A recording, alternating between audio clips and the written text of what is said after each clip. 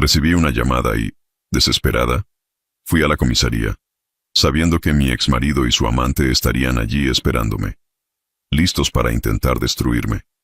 Mi nombre es Aitana, y fui la esposa perfecta de un matrimonio imperfecto durante demasiado tiempo. Durante años, soporté una relación que me consumía por dentro, interpretando el papel de la mujer fuerte mientras me deshacía en silencio. Estaba casada con Pablo, heredero de una empresa familiar en Madrid. Trabajaba allí desde joven, siempre rodeado de sus hermanos, tíos y la aprobación de su madre. Creció convencido de que pertenecía a una casta superior y actuaba como si fuera dueño del mundo, incluso de mí. Al principio era encantador, educado, carismático. Tenía esa actitud que confundía arrogancia con seguridad. Pero bastó que el matrimonio se consolidara para que la máscara cayera. Lo que vino después fueron días largos y fríos, llenos de desprecio. Pablo se encargaba de dejar claro, en casa y fuera de ella, que yo estaba por debajo de él. Sus palabras eran secas, filosas, como cuchillos ocultos en conversaciones cotidianas. Te haces la buena, pero yo sé que solo estás aquí por mi apellido. Mujer lista, ¿no? Encontraste una escalera y subiste. Esas frases se volvieron rutina. No importaba cuánto me esforzara, cuánto me entregara, nunca era suficiente. Humillaciones públicas y privadas, miradas heladas en el desayuno, acusaciones lanzadas como verdades absolutas. Yo guardaba silencio. Siempre. Porque todavía creía que él podía cambiar. Que quizá era el estrés, la presión del trabajo, la familia exigente. Siempre había una excusa lista para justificar lo que, en el fondo, era injustificable. Pablo me llamaba interesada delante de su propia madre. Está aquí esperando que el viejo estire la pata para meter mano en la herencia. Lo decía riéndose, como si fuera una broma. Pero yo sabía que era lo que realmente pensaba. Y lo peor es que quería que los demás también lo pensaran. Y lo lograron. Poco a poco, las miradas de los familiares pasaron de afectuosas a desconfiadas. El cario que existía en las primeras reuniones familiares fue dando lugar a una cortesía mecánica, casi forzada. Me fui volviendo invisible. Y aún así, seguía ahí. Yo era la que mandaba flores en el cumpleaños de la suegra, la que recordaba comprar los vinos preferidos del abuelo, la que se levantaba temprano para cuidar de la casa y, aunque no recibía salario, se involucraba en los asuntos de la empresa, organizando papeles, controlando planillas, sugiriendo estrategias que él ignoraba o, peor, presentaba como propias. En ese tiempo, yo aún creía que lo peor que podía pasar era el silencio de Pablo o el desprecio en la mirada de su madre. No imaginaba ni por un segundo que él estuviera dispuesto a destruirme por completo. Y por voluntad propia. Él tenía miedo. Pero no miedo de mí. Miedo de lo que podría perder en un divorcio. Si me dejaba de la forma tradicional, corría el riesgo de tener que dividir parte del patrimonio, enfrentar un proceso, lidiar con una separación en la que yo tendría derechos. Y Pablo odiaba ceder. Fue entonces cuando eligió algo diferente. No quería solo deshacerse de mí. Quería hacerlo sin dejar rastros. Y para eso necesitaba más que desprecio, necesitaba un plan. Y entonces ella apareció. Maite. Amante de Pablo, empleada recién contratada del área de marketing de la empresa, siempre sonriente, simpática, llena de elogios para su familia. Durante un tiempo pensé que era solo otra aduladora intentando ascender en la empresa. Hoy sé que era una pieza clave en lo que estaban tramando. Maite y Pablo formaron una dupla precisa, casi profesional. Mientras yo me vaciaba intentando salvar un matrimonio muerto, ellos planeaban cada detalle de una trampa sucia. Nada fue hecho con prisa. Querían precisión. Comenzaron manipulando documentos internos. Crearon registros falsos, planillas adulteradas con movimientos financieros que me vinculaban a desvío de dinero de la empresa. Insertaron mi nombre en autorizaciones que nunca firmé. Crearon copias digitales de correos falsos. Usaron mi contrasea, que él claro conocía, para justificar accesos dudosos. La intención no era solo incriminarme, era desmoralizarme. Querían transformar mi imagen ante su familia, esa misma familia que yo intenté agradar durante tantos años, en algo sucio, vergonzoso. Querían que dejara de ser vista como la esposa, dedicada, y me convirtiera en la mujer traidora, interesada, ladrona. Y como si no bastara la audacia del plan, todavía eligieron la ocasión perfecta para ejecutarlo: la cena de cumpleaños del abuelo de Pablo. Un evento tradicional, donde estarían presentes todos los familiares, hermanos, tíos, primos, suegra, amigos cercanos de la familia. Era el escenario ideal para causar el mayor daño posible, el tipo de golpe que no permite defensa, porque cuando la humillación es pública, la verdad tarda en ser escuchada. La cena estaba marcada para las 8 de la noche, uno de esos eventos que la familia de Pablo hacía con pompa cada año, con discursos largos sobre honor, legado y valores. Era el cumpleaños número 80 del abuelo el patriarca, el nombre detrás del imperio familiar. Yo fui. Claro que fui. Como siempre, vestida con elegancia discreta, arreglada con cuidado, llevando conmigo el regalo que yo misma había comprado y envuelto días antes. Entré en la casa de los suegros con una sonrisa ensayada, saludando caras conocidas, sin imaginar que esa noche lo cambiaría todo. La casa estaba llena. Tíos que venían de lejos, los hermanos de Pablo, los sobrinos ruidosos, las sonrisas falsas de los cuados. La suegra caminaba entre los invitados con una mirada de juicio constante. Siempre fui una presencia tolerada, nunca aceptada. Y ahí estaba Pablo, impecable en su saco oscuro, jugando con los sobrinos, riendo con los tíos, interpretando el papel del buen hijo, buen nieto, buen marido. El teatro que montaba en público era perfecto. Nadie sospechaba nada. Hasta ese momento. Cuando la cena ya había sido servida y los brindis en honor al abuelo terminaban con aplausos tibios, Pablo se levantó. Su voz cortó el ambiente con una calma ensayada. Antes de que termine la noche, tengo algo serio que compartir. La conversación cesó. Todas las miradas se volvieron hacia él. Dejé de respirar. Pablo sacó un sobre del bolsillo.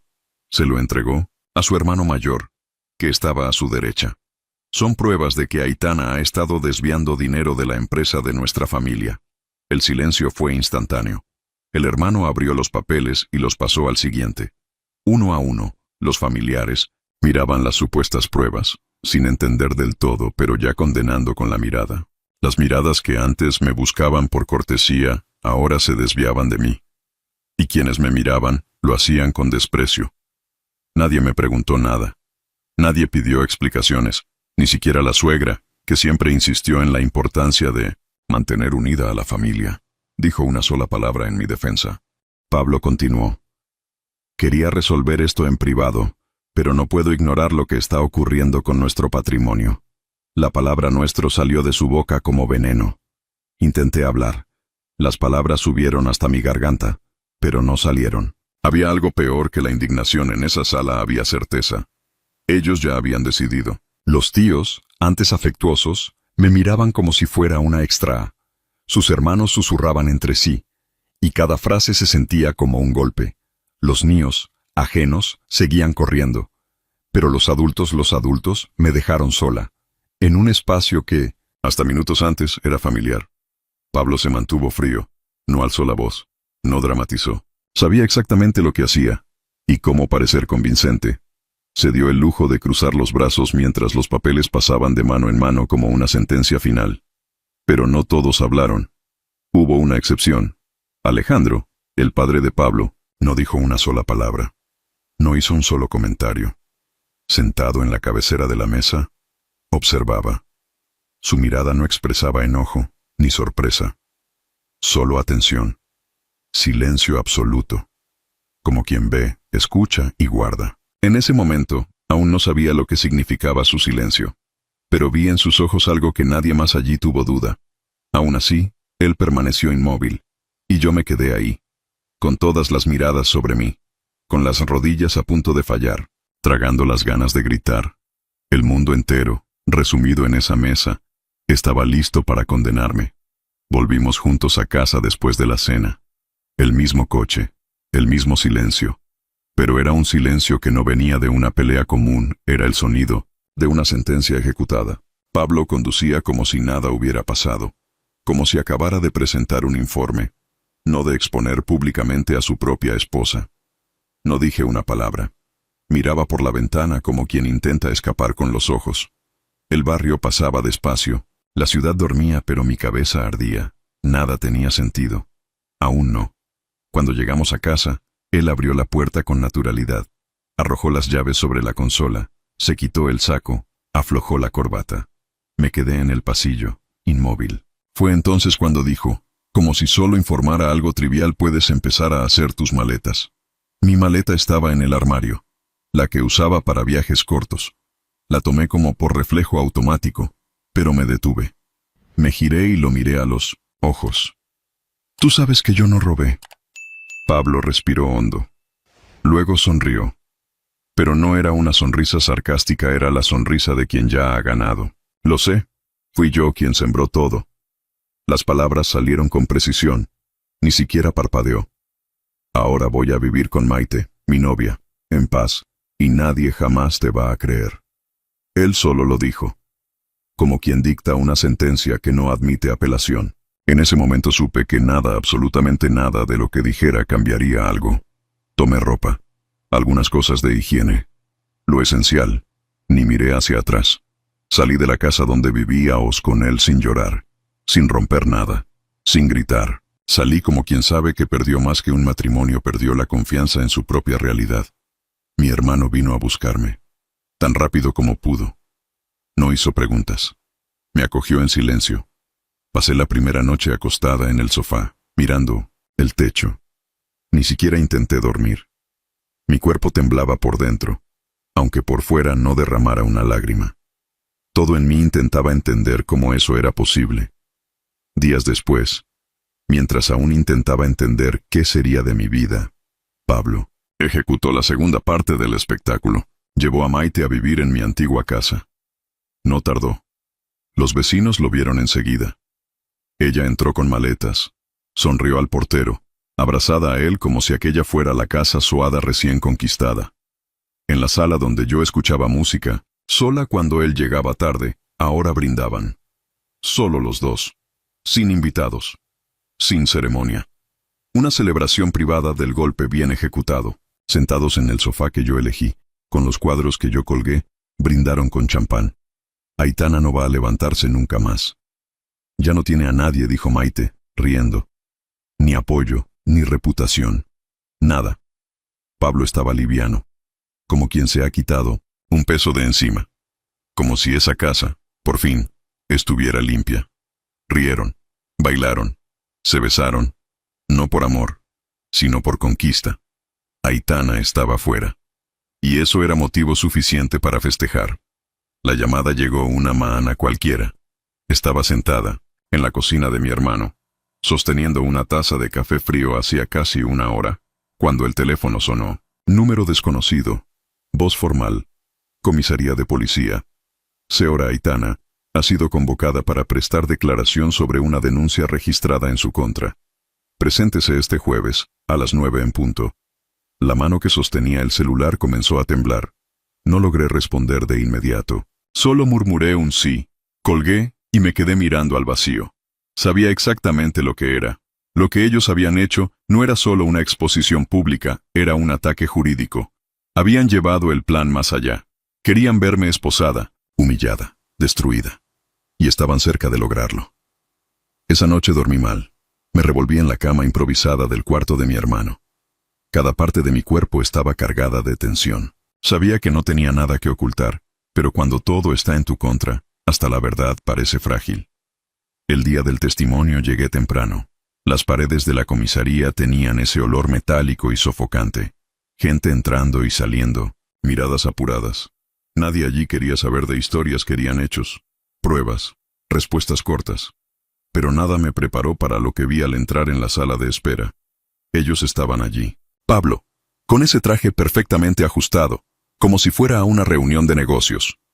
Y Maite, con vestido claro, maquillaje impecable, postura altiva. Sentados lado a lado, tranquilos, como si hubieran ido a presenciar el cierre de una obra que ellos mismos escribieron. Cuando nuestras miradas se cruzaron, algo dentro de mí se contrajo. La mirada de ellos no tenía duda, no tenía culpa. Tenía triunfo. Era como si dijeran, hasta aquí. Todo salió según el plan. Maite sonrió. Discretamente, pero sonrió. Pablo solo me observaba con esa misma mirada vacía que yo conocía tan bien, una mirada de quien sabe que ha ganado, de quien está seguro de que nadie más cree en ti. Me senté lejos. Las paredes parecían más estrechas, el aire más denso. El corazón latía tan fuerte que podía escucharlo. Y aún así, mantuve la espalda recta. No dejaría que me vieran quebrada. No allí, no frente a ellos. Mientras esperaba ser llamada, repasé cada detalle. Las planillas falsas, las firmas adulteradas, las miradas desconfiadas de la familia. Todo volvía como una avalancha. Y yo allí, sentada como acusada. No sabía qué me esperaba tras esa puerta. No sabía si tendría espacio para explicarme, si mi palabra valdría algo. Al fin y al cabo, las pruebas estaban de su lado, y las sonrisas también. Por un instante, pensé en levantarme e irme, desaparecer, dejar que creyeran lo que quisieran. Pero no. Algo dentro de mí decía que, incluso con miedo, incluso estando sola, tenía que entrar en esa sala y contar mi verdad. Porque si no lo hacía ahora, tal vez nunca más podría hacerlo. La puerta de la sala de declaraciones estaba a punto de abrirse cuando algo cambió en el aire, y entonces él entró. Alejandro, el patriarca, el verdadero dueño de todo. De la empresa, del nombre, de la historia, y hasta ese momento, del silencio. Caminó por el vestíbulo de la comisaría sin decir una palabra. Pero todos a su alrededor lo notaron. Era como si el ambiente cambiara, con su presencia. Sus pasos firmes, la postura erguida, los ojos atentos. No parecía sorprendido, parecía preparado, como quien ya sabe exactamente lo que va a encontrar. Se detuvo frente a Pablo. El hijo se levantó, confundido, intentando mantener la compostura, pero su expresión revelaba la ruptura. Alejandro no dejó espacio para preguntas. No solo traicionaste a tu esposa, me traicionaste a mí, a esta familia. Y a la verdad. Las palabras fueron lanzadas con firmeza. No eran frases lanzadas al viento. Eran acusaciones fundamentadas. Alejandro extendió una carpeta de documentos en manos del comisario que coordinaba la audiencia. En su interior estaban las piezas que lo cambiarían todo. Pruebas, reales, imposibles de refutar, mostraban claramente los registros adulterados, las hojas de cálculo manipuladas, las fechas incompatibles, las firmas sobrepuestas. Y más que eso, la implicación directa de Maite, con capturas de pantalla, correos interceptados, rastros digitales, todo ahí, minuciosamente reunido. Alejandro había investigado solo, en silencio, sin avisar a nadie, ni siquiera a mí. Pasó semanas observando, recopilando datos, escuchando discretamente a empleados de la empresa. Su silencio en la cena no fue omisión, fue estrategia. Necesitaba ver hasta dónde llegaría Pablo. Y Pablo fue demasiado lejos. El impacto fue inmediato. Pablo palideció. La boca se abrió en un movimiento inútil. Maite intentó intervenir. Eso no es verdad, están confundiendo las cosas. Alejandro ni siquiera la miró. La interrumpió con una frase afilada: fuiste cómplice. Consciente. ¿Vas a responder por esto? Su voz no temblaba. Era la misma que usaba para dirigir una sala de reuniones. Pero ahora la usaba para cortar vínculos. El comisario abrió los documentos, y al terminar de hojearlos, hizo una señal discreta. La postura del equipo policial cambió. La investigación, que hasta entonces recaía sobre mí, se volvió con fuerza contra los verdaderos culpables. Allí, frente a mí, Pablo y Maite fueron formalmente acusados. Por falsificación de pruebas, calumnia y fraude. Los cargos fueron leídos en voz alta, fríamente. Cada palabra sonaba como la justicia clavando los dientes. Pablo intentó argumentar, pero su voz ya no tenía autoridad. Papá, esto es un malentendido. Alejandro respondió sin alterar el tono: eres un error que me niego a encubrir. Por primera vez desde el comienzo de todo, la balanza empezó a moverse. No a mi favor, sino a favor de la verdad. Yo, que fui empujada al fondo del pozo, ahora veía un rayo de luz en la cima. Pero aún no era el final. Era apenas el momento en que la historia, por primera vez, dejaba de ser contada por quien mentía. Alejandro no me abandonó en la puerta de la comisaría. Me ofreció algo que nadie más me había ofrecido desde el inicio: apoyo. En los días siguientes, puso a mi disposición los mejores abogados que conocía. Gente seria, experimentada. Me escucharon, analizaron cada documento, cada palabra, cada movimiento de Pablo y Maite. Se abrió el proceso. Y allí, dentro del sistema judicial, donde la verdad parecía un animal frágil rodeado por monstruos, por fin empezó a mostrar los dientes. No fue rápido, pero fue preciso. Los abogados deshicieron línea por línea todo lo que se había forjado en mi contra. Cada prueba plantada, cada manipulación, cada intento de distorsionar mi imagen fue desmontado con técnica, hechos y tiempo. Pablo intentó defenderse, pero cuanto más hablaba, más se hundía. Maite, por su parte, desaparecía poco a poco. En los primeros días, aún intentaba mantener la compostura. Luego, ni eso. Evitaba los tribunales, evitaba a las personas. Y entonces vino la sentencia. Gané. Gané con contundencia, con claridad, con un peso que cayó sobre ellos como un bloque de concreto. Fui reconocida judicialmente como víctima de una conspiración deliberada y cruel. Pablo y Maite fueron condenados por fraude, calumnia y falsificación de pruebas. El juez no escatimó palabras al leer la sentencia y, esta vez, eran sus nombres los que estaban manchados, no el mío. Recibí una indemnización, una suma alta. No pagaba todo lo que me habían quitado, pero me devolvía algo de dignidad. La casa, donde viví con Pablo, volvió a ser mía, legalmente. La decisión judicial fue clara, había sido expulsada de forma abusiva, con base en una mentira. Pablo fue apartado de la empresa familiar. Por decisión directa de Alejandro, fue removido de todos los cargos, excluido de las decisiones, eliminado de las reuniones, baneado, como un extrao que avergonzó su propio apellido. Y lo sintió. Lo sintió cuando los hermanos le dieron la espalda, cuando los amigos dejaron de responder sus mensajes, cuando su madre, que siempre me miró con desprecio, finalmente vio en su propio hijo lo que se negaba a ver en mí. Maite desapareció, de la noche a la mañana. Cerró las redes sociales. Dejó de aparecer en los lugares que frecuentaba con orgullo. Sus conocidos, aquellos que antes la elogiaban a escondidas, ahora fingían no conocerla. Se convirtió en polvo social. Y yo volví a respirar. Las mismas calles que recorrí con la cabeza baja, ahora me reconocían con otros ojos. Las personas que antes susurraban pasaron a saludarme con respeto, quizás por miedo, quizás por arrepentimiento. Pero no importaba. Ya no necesitaba probarle nada a nadie. La justicia se había hecho. No de la forma romántica que describen los libros. No con discursos emocionantes ni aplausos en el tribunal. Se hizo de la forma real con papeles, con silencio, con derrotas amargas para quienes intentaron destruir a alguien por capricho. Ellos perdieron todo lo que construyeron sobre mentiras. Y yo seguí de pie. Estaba libre, sí. La justicia se había hecho. La verdad había vencido. Pero el cuerpo aún recordaba los días en que tuve que luchar para seguir de pie. Y ahora, que ya no tenía que hacerlo, no sabía bien qué hacer. La libertad no vino como un grito, vino como un suspiro, y tardó en llegar. Las personas a mi alrededor, antes distantes, ahora venían con un tono distinto. Algunas con arrepentimiento velado, otras con curiosidad. Yo escuchaba poco, respondía lo necesario. No era rencor, era cansancio. Ya había hablado lo suficiente para quienes no quisieron escuchar. Ahora, que escuche quien quiera oír lo que quedó. Fue en un día común, entre tareas sin importancia, que volví a encontrarme con Alejandro. No lo esperaba. Estaba saliendo de una farmacia, distraída, y él, parado al otro lado de la calle, me vio primero. Fue él quien se acercó.